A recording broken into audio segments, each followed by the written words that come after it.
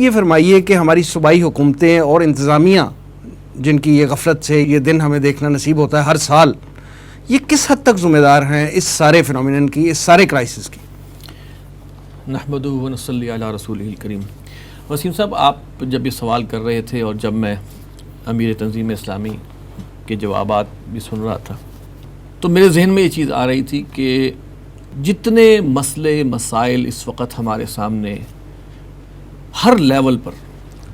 پاکستان کے اندر درپیش ہیں، اور جتنی مشکلات سے قوم گزر رہی ہے، عوام گزر رہی ہے، اور جو کردار ہمارے لیڈران کا اور ہمارے ارباب اختیار کا سامنے آ رہا ہے، یہ سب کا سب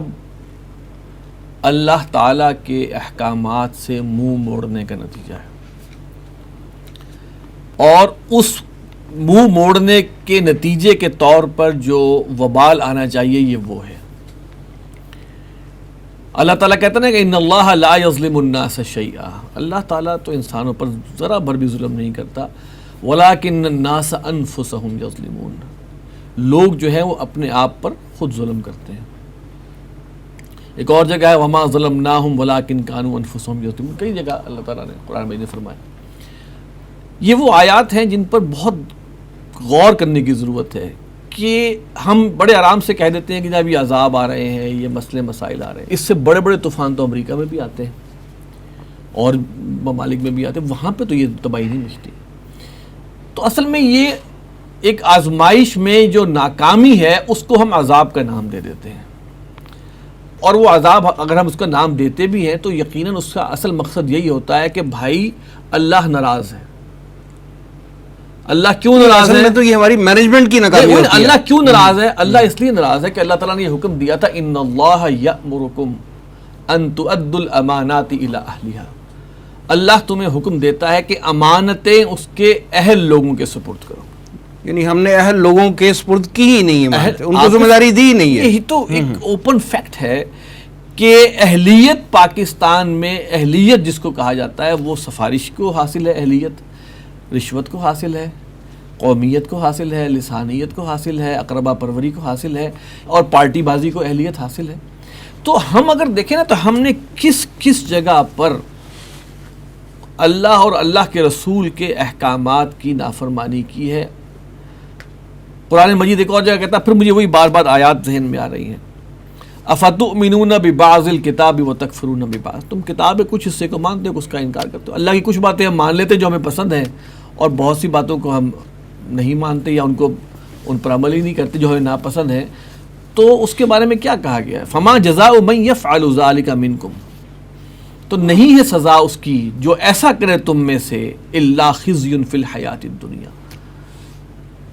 سوائے اس کے کہ دنیاوی زندگی میں ذلیل اور خوار کر دیے جائیں،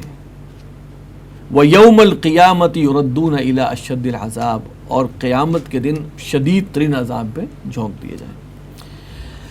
پھر میں واپس آتا ہوں، دیکھیں اب ہم اسمبلیوں کو کہیں، ہم قومی حکومت کو کہیں، صوبائی حکومت کو کہیں، بلدیاتی حکومت جو بھی نظام ہے اس کو بلیم کریں، معاملہ یہ ہے کہ اس وقت تو جو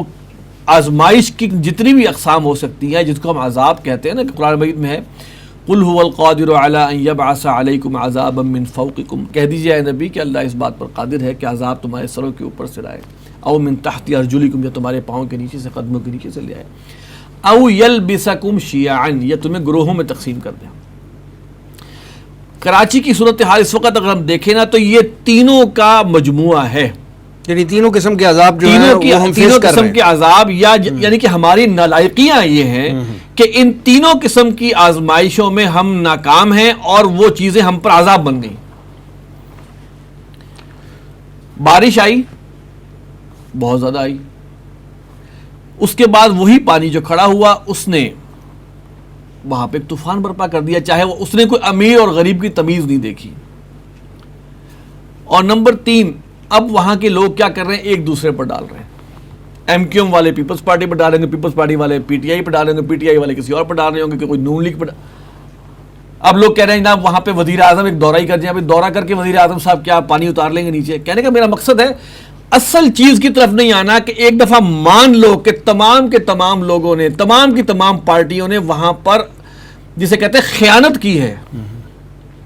اپنے لوگوں کو بھرتی کسی کیا نے ہے، بھی سنسیئرلی کام نہیں کیا کسی جو نے اس کی نہیں کیا۔ ڈیوٹی تھی، انہوں نے اپنے پارٹی کے لیے، اپنے کارکنوں کو رشوت دینے کے بلکہ لیے، اس سے بھی بڑھ ووٹوں کے کو- ذاتی مفاد ذاتی عزیز رہا مفادات ہے۔ کے لیے انہوں نے کام کیے ہیں۔ ایم کیو ایم کا کردار کیا رہا ہے؟ میں پریز کرنا چاہتا ہوں کہ اگر کوئی کردار مثبت وہاں پر آیا تو شاید کسی حد تک جماعت اسلامی کا رہا ہو،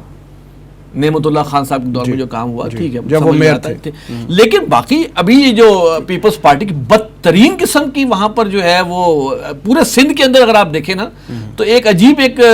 یتیمیت نظر آتی ہے، کیونکہ وہاں پہ وڈیرے چھائے ہوئے ہیں، اسمبلیوں میں وڈیرے بیٹھے ہوئے ہیں، وڈیروں کے اپنے دماغ ہے، اپنی سوچ ہے، خود غرضی کی انتہا پہ وہ پہنچے ہوتے ہیں، ان کو کیا عوام الناس سے، وہ تو یوز کر رہے ہیں، انہوں کے اپنے تو محل جو ہے وہ باہر ہوتے ہیں، اپنی رہائشی، اپنی سٹیزن شپ باہر کی ہوتی ہے ان کی، انہوں نے باہر چلے جانا ہوتا ہے، یہ تو عوام الناس پہ حکومت کرنا ہے اور ان کو کر کے جو ہے وہ یہ لے کے آنا۔ اسی طرح میں کہوں گا جیسے ہماری بہت سے ادوار میں ہماری فوج کی حکومت بھی رہی ہے، تو بھائی آپ لوگوں نے اس میں ہو سکتا ہے کہ پولیٹیشنز کو ہی خوش کیا ہو یا اسی کو کرٹیل کیا، آپ نے ڈیولپمنٹ اس طرح نہیں کی، یہاں کے حالات اس طرح نہیں کیے۔ ابھی سوات میں کیا ہو رہا ہے، یہاں پہ این ڈی ایم اے کا بھی تو ایک رول ہے نا، ڈی ایم اے کا رول ہے، ٹھیک ہے، کتنا فعال ہے کتنا نہیں فعال، وہ اپنی جگہ ایک ان کا ایک وہ نظام ہونا چاہیے کہ وہ دیکھیں کہ بھئی ہماری طرف سے کیا ناکامی ہوئی۔ ابھی سوات میں جو غدر مچا ہوا ہے آج کل، یعنی کہ آپ تو دیکھیں کہ آپ صرف کراچی کو پنجاب میں سینکڑوں دیہات جو ہیں وہ زیر آب ہیں، جیسے عرض کیا میں نے۔ اب وہ دیکھیں دیہاتوں کو زیر آب لانے میں بھی ایک بدماشی یہ ہوتی ہے کہ جناب فلاں جگہ کا بند توڑ دو تاکہ اس سے آگے زمین جو ہے فلاں وڈیرے کی ہے، صحیح۔ تو اس سے پہلے کا توڑ دو، وہاں کے لوگ نکل جائیں، وہاں کے لوگوں کو چلو سفر کر لیں گے، وہ غریب لوگ کھڑے نہیں ہوں گے۔ یہ سب کے سب ہمارے یہاں کام ہو رہے ہیں، اور میں پھر آپ سے عرض کروں کہ آپ پوائنٹ آؤٹ کرنا شروع کریں۔ ہمارے جو دانشور ٹی وی پہ بیٹھے ہوئے ہیں، ہمارے جو کالمسٹ بیٹھے ہوئے ہیں، کیا کبھی وہ یہ سوچتے ہیں کہ یار ہم نے اللہ کے کس کس حکم کی، اللہ کے رسول کے کس کس حکم کی ہم نے نافرمانی کی ہے، اور کس کس لیول پہ کی ہے، اور کس کس لیول پہ کی ہے، اور اس لیول کے اوپر جو ہے وہ ہمیں اس کا وبال کیا بھگتنا پڑا۔ دیکھیے قیامت میں فیصلہ ہوگا انفرادی طور پر، صحیح، وہاں قوموں کے اجتماعی فیصلے نہیں ہوں گے، کلہم آتی ہی یوم القیامت فردا، فردن فردن آئیں گے، اپنا اپنا حساب وہ دیں گے۔ جو نالائقیاں ہماری اجتماعی ہیں، اس اجتماعی نالائقی کا وبال اور اس کا نتیجہ بھی ہم بھگت رہے ہیں اور بھگتیں گے۔ اگر ہم نے واقعی میں وہی جو اسلام کے اصل پرنسپلز ہیں ان پر نہیں واپس گئے تو یہ کچھ نہیں بدلے گا، ایک دوسرے پر بلیم گیم لگا لگا کے ہم جو ہے وہ ختم ہو جائیں گے، عوام ختم ہو جائے گی، بربادی کہاں سے کہاں تک پہنچے گی۔ لیکن چونکہ ہم نے اصل چیز کو مس کر دیا ہے، وہ یہ ہے کہ یہ پاکستان کے بقا کے لیے، ہمارے بقا کے لیے، ہمارے استحکام کے لیے ہمارے پاس واحد جو رسی ہے وہ اللہ کا دین ہے، قرآن ہے، نبی اکرم صلی اللہ علیہ وسلم کی سنت و سیرت ہے، ان کے احکامات ہیں، انہی پر عمل کریں گے تو ہم بچیں گے، ورنہ اگلے سال پھر ہم بیٹھے ہوں گے اسی پہ کرنے کہ کس حکومت نے کیا، کس حکومت نے کیا۔ ہر بندہ اپنے گریبان میں جھانکے کہ جناب میں نے کس نااہل کو وہاں لگایا ہوا تھا، میں نے کس نااہل کو ووٹ دیا تھا، میں نے کیا کیا، میں نے اپنا رول تو پلے ہی نہیں کیا۔ جب میرے ووٹ دینے کی باری آتی ہے تب تو میں جناب دیکھتا ہوں جناب فلاں بندے نے تھانے جا کے میرا ساتھ دیا تھا، میرے غلط کام میں مجھے باہر نکال دیا تھا، فلاں بندہ میں اس میری کو برادری کا ہے، فلاں بندہ میری برادری کا ہے تو اس کو ووٹ دیا۔ تو بھائی آپ نے استعمال بھی غلط کیا ووٹ کا،